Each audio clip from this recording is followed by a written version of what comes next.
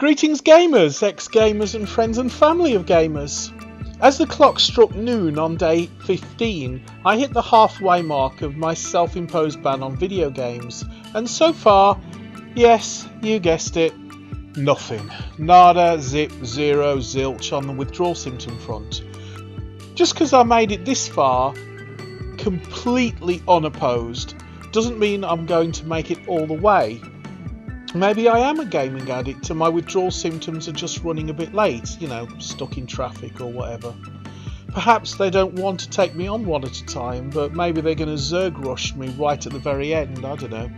So far, it's not looking like I am a gaming addict, but I'm not going to hastily rush to conclusions. This brings me to the topic of today's video, which is impulsivity. In a healthy mind, decisions are arrived at after evaluating possible outcomes and choosing the most appropriate. Impulsivity is a disruption in that decision-making process, resulting in hastily formed decisions, often without due consideration to the consequences. We all make rash or impulsive decisions from time to time. That's what many shops, especially supermarkets and fast food restaurants, rely on. They tempt us into making impulse buys. Coming home from a holiday abroad with half a suitcase full of overpriced, worthless junk doesn't make us vulnerable to drug addiction though. So what's the difference between those who buy a baseball cap saying "I love New York" despite never having visited New York, not knowing anyone from New York and not being interested in baseball, and a person who gets into trouble with addiction? Well, according to Fulton Cruz and Charlotte Botiger, dysfunctional impulsivity includes deficits in attention, lack of reflection and/or insensitivity to consequences, all of which occur in addiction.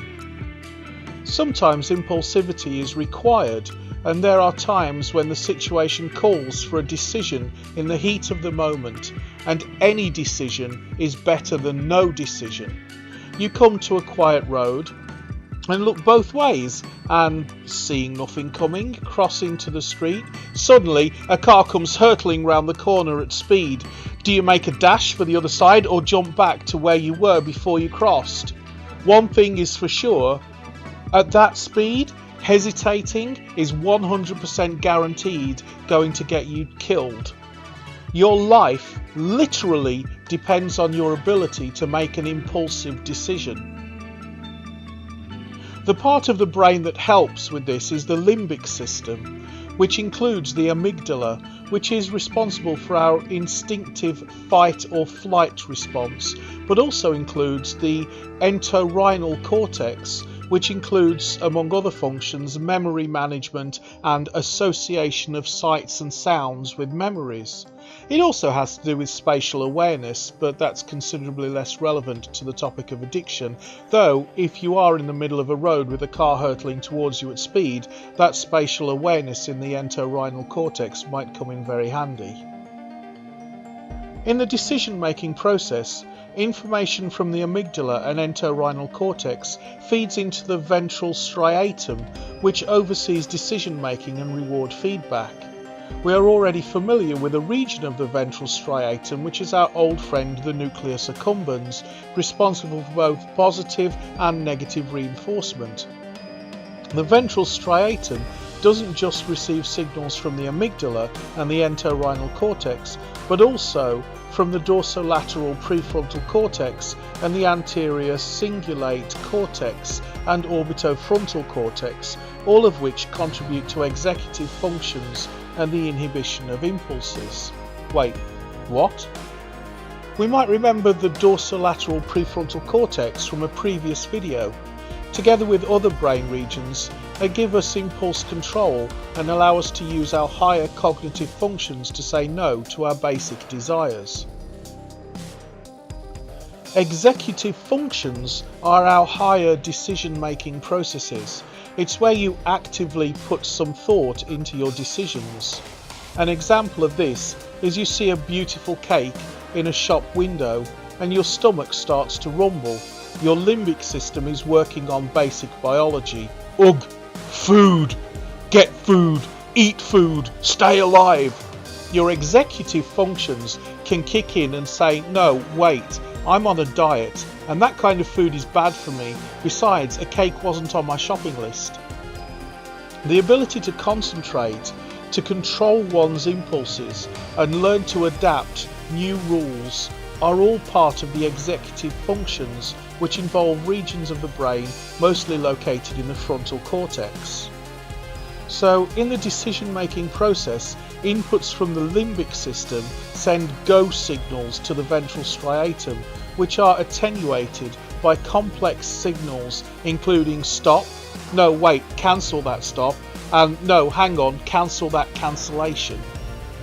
As we've already learned, nerve impulses are regulated by neurotransmitters. The three main neurotransmitters involved in decision making are dopamine, GABA or gamma-aminobutyric acid, and glutamate.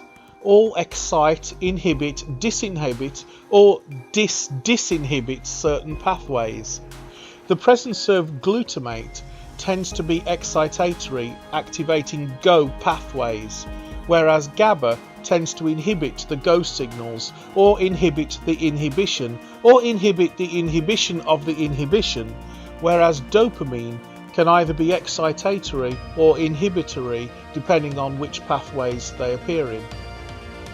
Frighteningly, most of our choices are made by the complex interaction between three different chemicals. Our decision whether or not to stop into that bakery and grab that naughty Danish has more to do with the levels of these three neurotransmitters than it has to do with whatever excuse we eventually think of to justify the decision we just made. And you didn't hear a word of what I just said, did you? Because you're still thinking of that Danish, weren't you? In people with dysfunctional impulsivity, there is reduced activity in the dorsolateral prefrontal cortex, which could be down to simply not having formed yet in the case of children and adolescents, or the pathways could have been damaged by injury or illness. Ironically, when a child is behaving badly, some parents feel tempted to, quote, knock some sense into the child. But hitting a child, especially around the head, is more likely to cause brain damage, further exacerbating their impulse behavior problems than it is likely to generate or strengthen neural pathways in the prefrontal cortex. Of course, neurotransmitters in the prefrontal cortex could also be inhibited by a chemical influence such as alcohol or drugs, although prolonged exposure to alcohol and/or drugs can cause permanent damage to these regions in the same way that head trauma might. Thankfully, these regions can recover, but as we have already seen in previous videos, that recovery is long and hard. As with most things, it's far easier and quicker to damage the brain than it is to heal a damaged brain. This is a rather depressing story for the addict, who almost certainly had diminished impulse control to begin with, and the addiction itself only causes further diminishment in impulse control. It's not hard to see why addiction is a prison from which the addict can't escape without external help. The good news, of course, is that for all addictions, help is at hand. There are numerous groups, mostly following the 12-step program that was pioneered by Alcoholics Anonymous and has proved so successful for all kinds of addictions, including gaming addiction. If you feel that you might have a problem with excessive gaming and are worried you might be developing an addiction, why not follow along or try out this simple test of going game-free for a month? Remember, it can be any month and you don't have to start on the 1st. Why not post a comment to let me know how you're doing? And don't forget to hit that subscribe button. But as for me, Big Fat Hairy 15 days and counting non-gamer, I'll look forward to seeing you in another video.